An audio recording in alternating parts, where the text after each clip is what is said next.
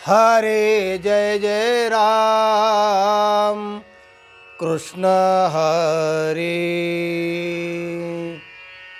सज्जन हो, आज आपणा पुढे अभंग विवरण तुकाराम महाराजांचा अभंग गरिबीतला आनंद कसा असतो याविषयी हा अभंग आहे।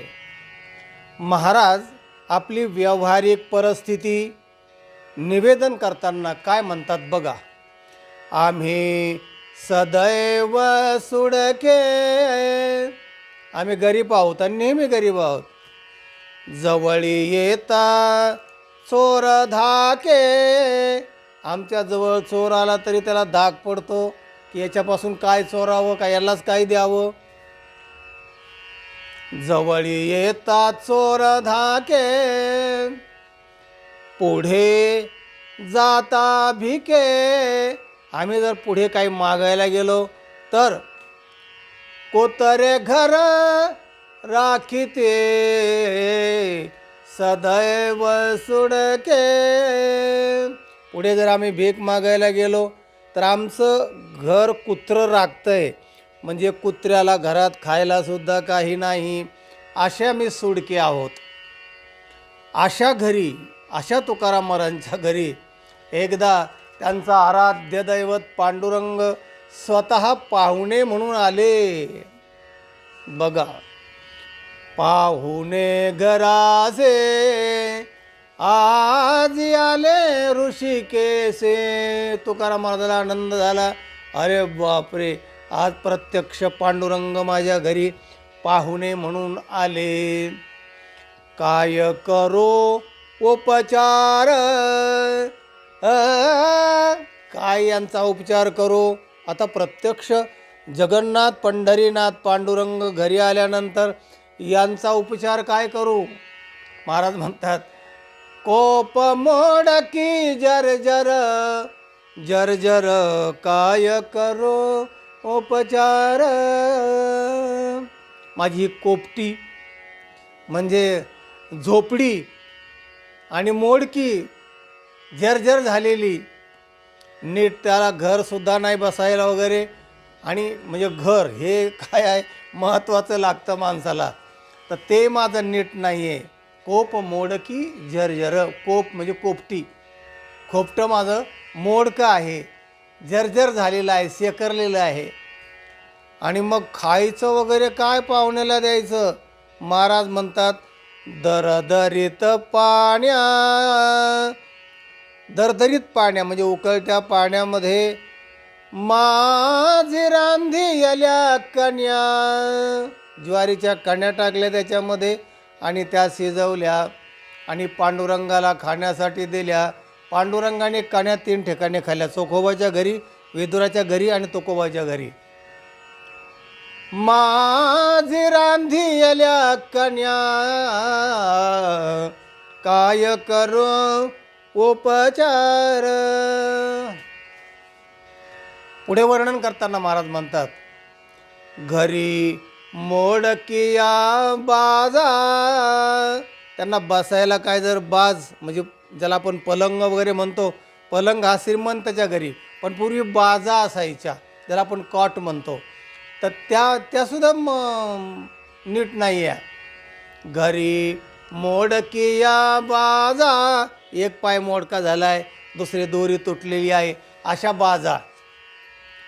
वरी वाकळांच्या सेजा, आणि त्या बाजावर गोधड्या टाकल्यात अशा एकावर एक बसायला, त्यावेळी फाटक्या फाटक्या ठिगळं दिलेल्या, एकावर एक टाकण्याचं कारणच ते आहे की खालतीचं ठिगळ वरचीने झाकून जावं म्हणून।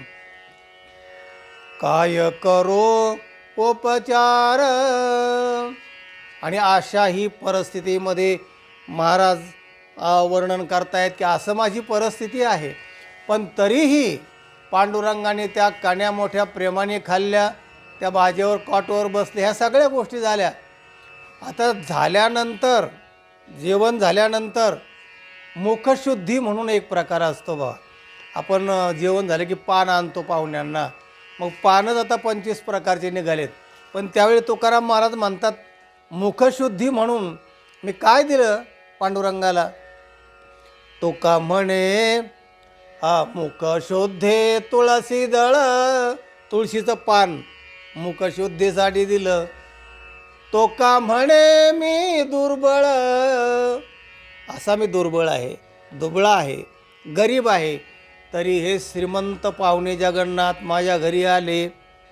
अशा प्रकारचा जो आनंद आहे आणि पांडुरंग त्यांच्या घरी येतो आहे, अशी परिस्थिती असताना सुद्धा तुकाराम महाराज म्हणतात माझ्या घरी पाहुणे आले आणि मी त्यांचा आदर आतिथ्य करताना अशा प्रकारचा उपचार केला. हा एक प्रकार झाला. व्यावहारिक परिस्थिती तुकोबाने सांगितलेली आहे. आता पारमार्थिक स्थिती असणारी तुकोबा कसे आहेत? तो का म्हणे खातो आनंदाचे लाडू, नका चढपडो घ्या रे तुम्ही. ते किती आनंदी असतात बघा. भक्तीचे ज्ञानाचे लाडू आम्ही खातो आणि तुम्ही लाडू घ्या. म्हणजे गरिबीमध्ये सुद्धा किती आनंद असतो, हाच आजच्या आपल्या व्हिडिओचा मुख्य अर्थ आहे. तो का म्हणे खातो आनंदाचे लाडू, आनंदाचे लाडू आम्ही खातो. या बाहेरच्या व्यवहारिक श्रीमंतीवर गरिबीवर काय अवलंबून नाही. माणूस मनाने श्रीमंत असावा लागतो आणि तीच श्रीमंती मात्र माझ्या ठिकाणी आहे. तो का म्हणे खातो आनंदाचे लाडू, नका तडफडू घ्या रे तुम्ही. तुम्ही घ्या रे, आनंदाचे लाडू मी खातो आहे.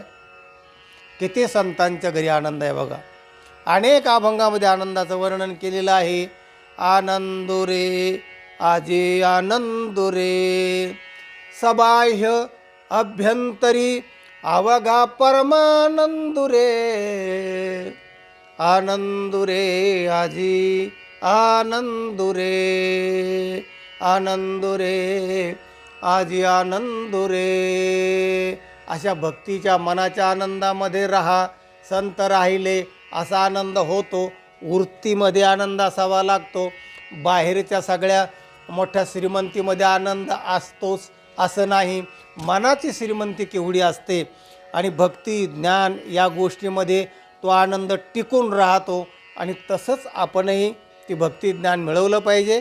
सत्संगतीने ते प्राप्त होतं आणि असा आनंद आपल्यालाही प्राप्त होईल की जे तुकोबारायांना झाला. महाराजांनी आपलं स्वतःचं सांगितलेलं आहे की असं माझं परिस्थिती आहे तरी मी आनंदी आहे आणि तुम्ही तसं राहू शकता. हा ह्या व्हिडिओचा तात्पर्य अर्थ आहे. हा व्हिडिओ इतरांना पाठवा, लाईक करा आणि चॅनलला सबस्क्राईब करा. रामकृष्ण हरी.